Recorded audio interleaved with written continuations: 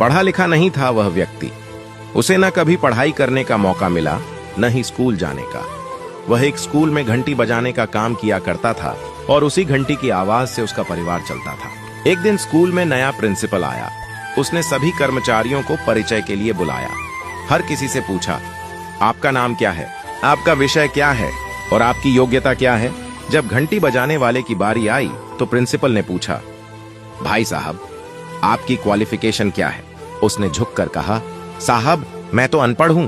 Principal ने सख्ती से कहा, अनपढ़ व्यक्ति का स्कूल में क्या काम, हमें योग्य व्यक्ति चाहिए।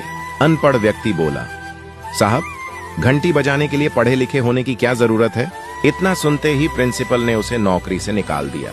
उदास होकर जब वह घर पहुंचा तो पत्नी को सारी बात बताई और बोला, भाग्यवान, अब घर का खर्च कैसे चलेगा।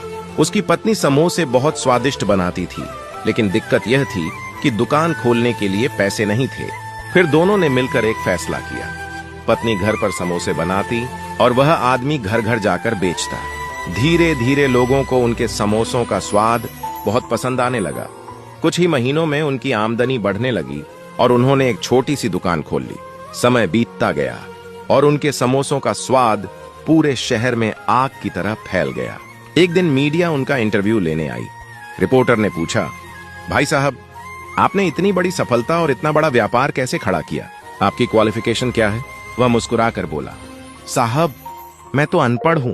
रिपोर्टर हैरान होकर बोला, आप अनपढ़ होकर इतना कुछ कर गए, अगर पढ़े लिखे होते तो कितना कुछ करते। तब उस व्यक्ति ने बहुत गहरी बात कही, साहब हो सकता है आपकी बात सही हो, लेकिन अगर मैं पढ़ा लिखा होता तो शायद आज भी किसी स्कूल में घंटी ही बजा रहा होता। मोरल ऑफ द स्टोरी, जिंदगी जब आपसे कुछ छीनती है तो समझ लेना कि वह आपको कुछ बेहतर देने का मौका दे रही है।